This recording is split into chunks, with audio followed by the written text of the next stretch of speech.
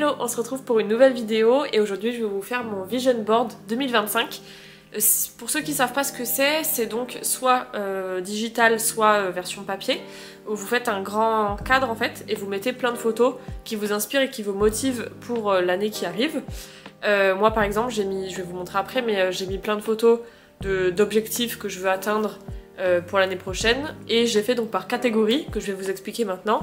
Et donc je fais cette vidéo pour vous aider un petit peu à vous trouver vos objectifs, si vous le souhaitez faire un vision board aussi, ou sinon simplement juste pour, dans votre tête et dans votre esprit, être prêt à vous donner des nouveaux objectifs pour la nouvelle année. Donc je vous ai fait là juste de façon écrite un vision board comme ça, avec toutes les idées dont je veux vous parler aujourd'hui. Et j'ai fait donc sur mon téléphone en version digitale les explications plus des photos de mon Pinterest pour un petit peu trouver des inspirations version photo pour voir ce que je veux atteindre, j'espère, on croise les doigts, pour cette prochaine année. Donc ce vision board, je l'ai séparé en 6 catégories. J'ai fait culture, culturelle, les activités, que ce soit physique ou manuel. J'ai la santé, j'ai financier, j'ai tout ce qui est création de contenu et tout ce qui est voyage. Donc là il y a quand même pas mal de choses. En une année ça va être un peu ric-rac de caser tout ça, mais on va essayer donc de remplir le maximum d'objectifs sans se mettre trop la pression non plus. Si c'est pas pour cette année, ça sera pour l'année d'après, et puis c'est pas très grave, c'est mon propre vision board à moi, personne ne m'oblige à remplir toutes les cases. Donc là on commence avec la catégorie culturelle, et là ma case principale à remplir cette année c'est lire beaucoup plus de livres que ce que j'ai fait cette année et les années précédentes, puisque donc j'étais en fac d'anglais il y a quelques années, donc je lisais beaucoup de bouquins, que ça soit pour les cours ou personnellement, et je m'étais tellement habituée à lire que j'adorais ça et que c'était dans ma routine quotidienne. Et après, on est arrivé en 2020, le Covid et l'apparition de TikTok dans ma vie ont fait que ma concentration a chuté radicalement. Et donc je n'ai presque plus lu, à part vraiment pendant le confinement. Mais après, je n'ai pas lu du tout pendant tout ce qui s'est passé après. Puis après, j'ai travaillé et tout, donc je me suis pas trop réintéressée à ça. Et là, j'ai récemment repris la lecture avec le livre Aunt Dimitri, la série de livres sur Tante Dimitri, je sais pas si vous connaissez. Donc j'avais lu le premier en français cet été, et là du coup j'ai commandé le tome 2, 3 et 4 en anglais, puisque ils sont pas encore sortis en français, en traduction. Donc là je suis en train de lire le tome 2, et quand j'aurai fini, j'enchaîne avec le 3 et le 4 avant de perdre la main. Et du coup là pour l'instant je me suis un peu imposé 30 minutes de lecture le soir, juste avant de dormir. Déjà ça me coupe des écrans et ça me fait une petite pause le soir où ça me fatigue, donc ça me prépare à dormir. Et au moins je fais mes 30 minutes de lecture par jour. Et donc j'aimerais bien continuer ça sur toute l'année et essayer de m'y tenir au maximum, au moins 30 minutes par jour. Si je peux faire plus, c'est encore mieux. Mais voilà, et surtout ne pas casser ce rythme et ne pas arrêter de lire, parce que si j'arrête, je sais pas si je vais reprendre un jour. Donc il faut que je continue ça. Autrement, je me suis dit que j'allais me mettre en objectif de regarder plus de films et surtout regarder des classiques du cinéma, parce qu'il m'en manque beaucoup. J'ai plus d'exemples là tout de suite sous la main, mais par exemple Le Loup de Wall Street ou des choses comme ça que j'ai jamais vues, alors que c'est des films que tout le monde connaît. Et donc je pense que ça serait bien que je remédie à ça et que je regarde petit à petit tous les classiques comme ça du cinéma. Et après, dans la catégorie culture, le troisième point important, c'est les langues. C'est continuer à maintenir mon niveau en anglais. Si j'arrive à l'améliorer, c'est encore mieux, mais au moins le maintenir à ce niveau-là, puisque je l'utilise tous les jours pour mon travail. Mais surtout avec un vocabulaire spécifique, et il y a plein de vocabulaire et de lexique que j'oublie au fur et à mesure quand je m'en sers pas. Et du coup je veux continuer à maintenir ce niveau d'anglais sur toute l'année, quoi, au moins à mon niveau que j'ai actuellement. Donc c'est aussi pour ça que je lis encore en anglais, pour garder le vocabulaire et tout. Et aussi j'aimerais améliorer et retrouver mon niveau scolaire d'espagnol, puisque à peu près je crois au niveau du bac, j'étais super bonne en espagnol, je faisais les rédactions et tout comme il faut, quoi, et avec facilité. Et en fait avec la fac j'ai de moins en moins fait d'espagnol, et avec le travail j'en ai plus du tout fait, et du coup maintenant je comprends mais je suis incapable de le parler, et encore je pense pas de l'écrire non plus. Donc j'aimerais bien reprendre, voilà, maintenir mon anglais et me remettre à niveau, on va dire, en espagnol. Donc Donc ça c'était les 3 points culturels, donc la lecture, plus de cinéma classique et les langues, l'anglais et l'espagnol.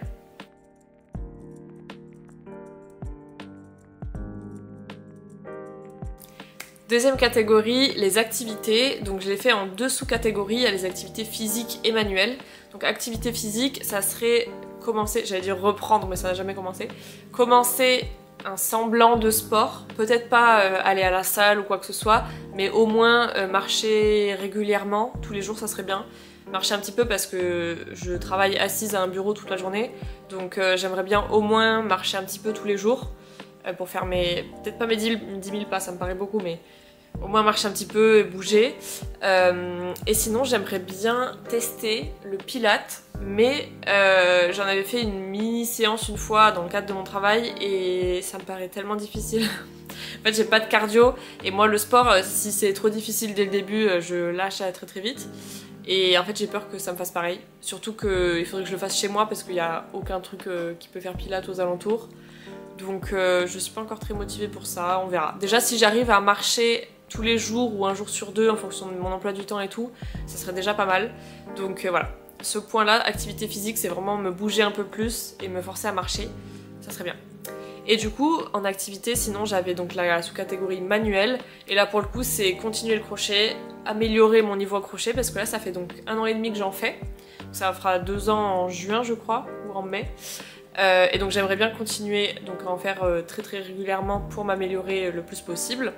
Et comme j'accumule beaucoup les projets que je fais parce que je les vends pas, j'aimerais pouvoir donc soit donner ce que j'ai à mes proches, ce qu'ils veulent, hein, je vais pas les forcer à prendre non plus, mais s'il y a des choses qui les intéressent, je leur donne mon stock, et sinon je pense les vendre. Sauf les peluches du coup que je peux pas vendre puisqu'il faut, il me semble, les faire tester en laboratoire avant, niveau sécurité. Donc les peluches je pense que soit j'en garderai certaines, soit je les donnerai à des proches. Et autrement, là je sais que j'ai un stock par exemple de bonnets ou des pochettes etc. Ça peut-être essayer de les vendre. Pour me faire un petit peu de sous, parce que j'ai tellement de pelotes partout que si je peux rembourser un petit peu en vendant le peu de choses que je peux, ça serait bien. Donc après j'ai la catégorie santé et là donc j'ai 2 points principaux. Le premier c'est l'alimentation, donc c'est mieux manger parce que j'ai tendance quand j'ai la flemme de cuisiner à soit faire un fast food, soit prendre une pizza dans le congèle ou quoi que ce soit, et donc à manger assez gras. Donc je pense que mon objectif pour 2025 ça serait donc de mieux manger, plus sain. Donc plus de légumes surtout, parce que les fruits ça va, mais les légumes c'est un peu rare des fois. Plus équilibré et surtout essayer de faire plus fait maison. Déjà je pense que c'est moins cher et c'est meilleur pour la santé tout simplement. Plus de fruits, plus de légumes et plus de choses faites maison quoi. Donc moins d'additifs, moins de ce genre de choses. Et autrement, donc deuxième catégorie dans santé, ça serait prendre plus soin de mes cheveux parce qu'ils sont assez longs, je sais pas si ça se voit. Mais les bouts sont un petit peu abîmés. Donc ça serait continuer parce que j'ai commencé un petit peu à mettre de l'huile dessus, faire des bains d'huile. Je vais essayer de continuer dans ma progression et essayer de me soucier un petit peu de la santé de mes cheveux parce que j'avoue qu'à part faire des shampoings et un masque après chaque shampoing, je m'en occupe pas trop. Donc peut-être couper un petit peu les pointes et repartir à neuf. Et tout en m'en occupant et en mettant de l'huile et tout ce qu'il faut quoi. Donc ça c'est très important parce que des fois ça m'embête un peu d'avoir les cheveux aussi abîmés. Donc il faudrait que je fasse ça beaucoup plus souvent. Et ensuite ça serait m'occuper de ma peau. Là ça va plutôt bien je trouve. Mais ce serait ouais, surtout je pense le principal, la crème solaire. Je suis pas du tout habituée à mettre de la crème solaire. Bon, encore moins l'hiver c'est sûr, mais même l'été sur le visage j'en mets pas énormément et je sais que c'est une habitude qu'il faut que je prenne, c'est très important. Mettez de la crème solaire le plus possible et surtout là on est du coup dans le sud de la France et je pense qu'il faudrait même que j'en mette printemps et automne. Hiver je sais pas, je sors pas beaucoup mais au moins l'été que j'en mette presque tous les jours quoi, pour protéger du soleil parce qu'après j'ai pas trop de boutons ni rien donc ça va. Mais au moins protéger du soleil et des UV, tout ça serait bien. Donc ça, c'est mon objectif 2025, donc santé, meilleure alimentation, plus saine, plus équilibrée, faite maison, et protéger mes cheveux et ma peau.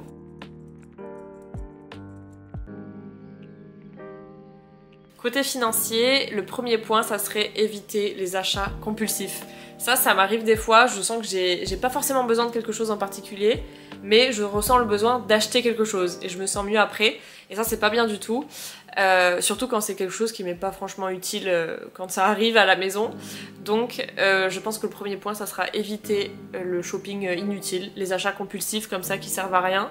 Et ensuite la deuxième étape, ça serait donc de mettre plus de côté en dépensant moins, ce qui paraît logique comme ça, mais en dépensant moins mais mieux. C'est-à-dire donc soit acheter des vêtements de qualité qui soient un peu plus chers, certes, mais qui sont de qualité qui vont durer des années. Donc pas de fast fashion, bon ça fait longtemps que j'ai pas acheté dans des magasins comme Shein ou quoi que ce soit, mais vraiment acheter des choses de qualité, même si on y met le budget, mais par contre ça dure des années, c'est des matériaux clean, et ça je pense que c'est le plus important. Donc ça serait un de mes points favoris dans le côté financier. C'est certes c'est un gros budget au début quand on met tout ça en place, mais ensuite je pense que c'est quelque chose à faire puisque tu gardes ça tout le long de ta vie, tu le gardes des années, c'est clean, ça reste toujours en bon état, c'est pas déformé, c'est pas décoloré, il n'y a pas de trous, enfin franchement je pense que c'est une des choses les plus importantes que je dois faire en 2025. Donc soit acheter de la qualité neuve, soit acheter en friperie des choses un peu plus anciennes, mais je pense que même les habits un peu plus anciens sont de meilleure qualité que ce qu'on a maintenant dans les magasins classiques. Donc je pense que si vous prenez par exemple un pull de chez Bershka d'il y a 10 ans et un pull de chez Bershka de maintenant, qui seront à peu près au même prix, je pense que niveau qualité, celui d'il y a 10 ans est bien meilleur, même avec les matériaux utilisés, etc. Donc je pense que c'est quelque chose qu'il faut que je fasse plus, aller en friperie et acheter de la qualité, tout simplement. Et ensuite, dans la catégorie dépenser moins, on a aussi donc lire tous les livres que j'ai chez moi avant d'en racheter des nouveaux. Parce que ça, c'est vraiment une obsession. Comme pour les pelotes, hein, pour le crochet, j'en ai déjà plein chez moi, j'ai beaucoup de livres, j'ai plein de pelotes. Et pourtant, je continue à en acheter à chaque fois que je vais en magasin. J'achète des livres parce que les couvertures me plaisent et que l'histoire va me plaire. Mais j'en ai déjà 50 qui m'attendent à la maison que j'ai toujours pas lu. Donc ça c'est des dépenses un peu inutiles puisque c'est un livre que je pourrais toujours acheter plus tard et j'en ai déjà plein qui me plaisent autant, qui m'attendent à la maison. Donc autant utiliser d'abord ceux-là, ensuite je pourrais les revendre ou les donner en cabanadon, etc. Mais au moins je les aurais déjà lus, ça me fait de la place, ça me fait des sous et je peux racheter ensuite, une fois que j'ai terminé, des nouveaux. Et pareil pour les pelotes du coup, j'en ai déjà plein chez moi et pourtant à chaque fois que je vais en magasin il faut que je ressorte avec une ou deux pelotes. Donc le goal ça va être aussi d'utiliser toutes ou un maximum des pelotes que j'ai ici avant d'en racheter. Et je sais pas si vous avez vu un de mes derniers TikTok sur le son de Kaamelott où je vous montre un petit peu l'étendue des dégâts sur le nombre de pelotes que j'ai chez moi. Il y en a partout, j'ai acheté des poufs exprès, des poufs vous savez que vous pouvez remplir, c'est des poufs rangement et ils sont tous plein à craquer de pelotes, j'en ai qui sortent de partout, j'en ai dans des sacs de courses dans mon salon, c'est vraiment la cata. Donc ça aussi, c'est pas racheter de pelotes tant que je suis pas presque à vide ici et essayer de trouver des projets à faire avec tout ce que j'ai ici. Ça c'est très important. Rien que pour faire de l'espace chez moi et pour éviter de dépenser encore pour rien. Cinquième catégorie, on est sur la création de contenu. Donc là, c'est un petit peu multiplateforme puisque principalement donc ça sera sur TikTok où j'aimerais atteindre bon, les 10K, ça me paraît un peu gros parce que là j'en suis à 2000 et quelques à un an de finir cet objectif. Donc peut-être 5000, ça peut être déjà mieux. J'espère atteindre les 5000 abonnés d'ici la fin de l'année sur TikTok. En postant notamment plus régulièrement. Parce que des fois j'ai plein de projets qui se suivent donc j'arrive à poster des TikTok assez régulièrement mais des fois c'est un peu la dèche et j'ai rien à poster. Et ça je pense qu'il faudrait que je poste plus régulièrement, peut-être tous les 2 jours, quelque chose comme ça. Que là on est plus en moyenne sur 3-4 jours. Donc ça serait bien pour essayer d'avoir un peu plus d'abonnés. Bon j'atteindrai pas la monétisation cette année je pense mais il faut être réaliste. Mais au moins ça ferait une plus grosse communauté crochet et ça serait trop cool. Ensuite ça serait être plus à l'aise sur YouTube parce que là on est en train donc de filmer ma 3e vidéo et déjà je sens que je suis plus à l'aise que sur la première donc c'est assez cool mais continuer en fait ma chaîne et même si je me donne pas d'objectif de temps et je vais pas me dire que je vais sortir une vidéo toutes les semaines ou toutes les 2 semaines ou quoi que ce soit parce que je veux que ça reste un plaisir. Donc je vais sortir une vidéo quand j'aurai une idée et que j'aurai le temps de la filmer, de la monter, etc. Mais c'est quelque chose que j'aime de plus en plus, de parler à ma caméra. Donc ça serait bien que j'arrive à être de plus en plus à l'aise pour être complètement à l'aise et complètement régulière sur YouTube d'ici la fin d'année. Et ensuite ça serait de faire plus de live Twitch, là aussi être un peu plus régulière. J'ai pas trop le temps en ce moment, surtout avec Noël et préparer tous les cadeaux, que ça soit cadeaux achetés ou cadeaux faits en crochet. Mais j'aimerais bien être un peu plus régulière sur Twitch et notamment jouer plus souvent à Palia, parce que là ça doit faire 3 semaines que j'ai pas joué je crois. Donc voilà, niveau contenu, être un peu plus présente sur TikTok, être un peu plus présente sur YouTube, être un peu plus présente sur Twitch. Globalement, on en est là.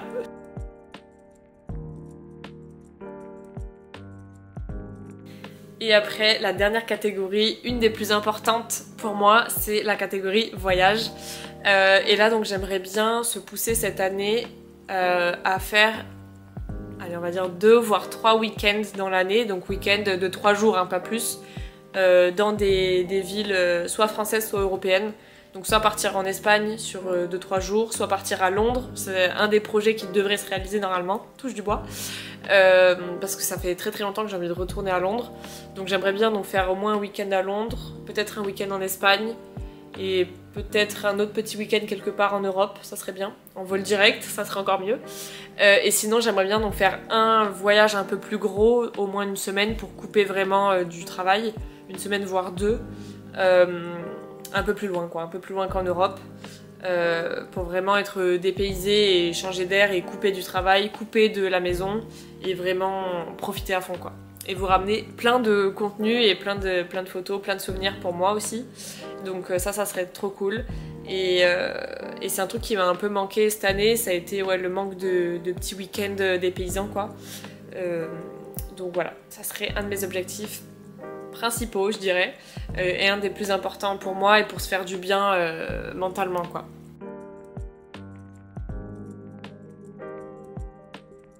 Donc on a fini nos 6 catégories, on a fait la culture, les activités physiques et manuelles, les finances, le contenu sur les réseaux, les voyages et la santé. Dites-moi ce que vous en avez pensé, si vous avez d'autres objectifs un peu plus précis ou complètement différents pour cette année. Dites-le moi en commentaire, comme ça on pourra en discuter. Mais sinon voilà, donc principalement mes lignes d'édition, mes lignes éditrices pour l'année qui arrive, c'est en 2025 je veux continuer à me cultiver, que ça soit avec les livres, avec les films, les podcasts, continuer à améliorer mes langues, l'espagnol et l'anglais, continuer à faire des voyages pour me cultiver dans toutes les villes et les pays où je peux aller. Ça serait continuer à développer mes compétences, que ça soit donc avec le crochet que je continue, commencer un sport, n'importe lequel, mais commencer un sport ça serait bien. Et sinon continuer à améliorer mes compétences en création de contenu, que ça soit le montage ou même juste me filmer, que ça soit avec la caméra ou sur TikTok, le montage TikTok aussi, savoir faire des transitions, faire plus de publications, enfin quoi que ce soit, ou même être plus à l'aise sur Twitch pour mes lives.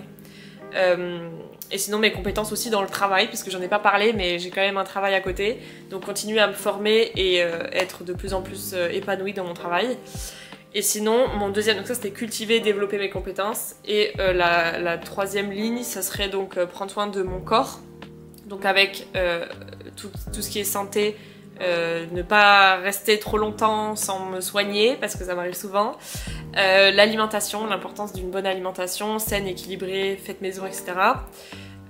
M'occuper de ma peau et de mes cheveux, de mon physique en général, mais surtout de la crème solaire sur mon visage et de l'huile sur mes cheveux.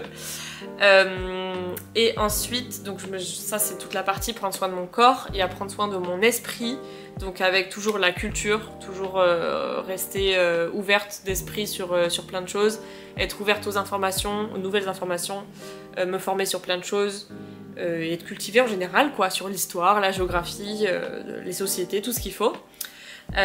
Et ensuite donc les voyages évidemment permettent aussi de garder son esprit sain et sinon donc prendre soin de mon corps, de mon esprit et de mes finances, donc comme j'ai dit en dépensant moins, mieux mais moins, et en utilisant déjà tout ce que j'ai, en étant contente de tout ce que j'ai et satisfaite de tout ce que j'ai chez moi, avant d'aller chercher ailleurs des choses un peu plus neuves et un peu plus excitantes juste parce que c'est nouveau.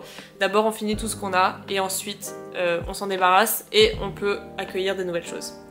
Voilà.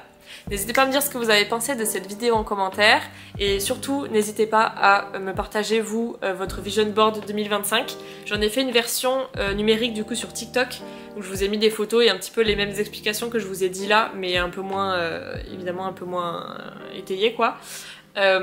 Et surtout ouais, n'hésitez pas à me partager vous vos objectifs principaux pour cette année, même si c'est peut-être pas aussi détaillé ou aussi précis.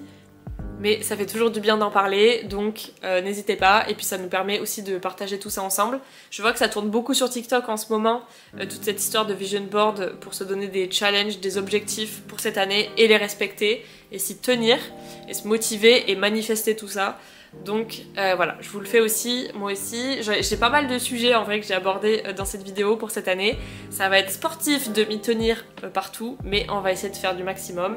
C'est pas non plus une obligation, je vais pas me rendre mal parce que j'ai pas fini tous mes objectifs de l'année, mais c'est plutôt côté motivation et essayer de m'y tenir pour moi, pour mon futur moi, pour mon corps, pour mon esprit, pour mes finances. Et voilà quoi. Donc je vous fais des gros bisous et on se retrouve bientôt pour une prochaine vidéo. Bye!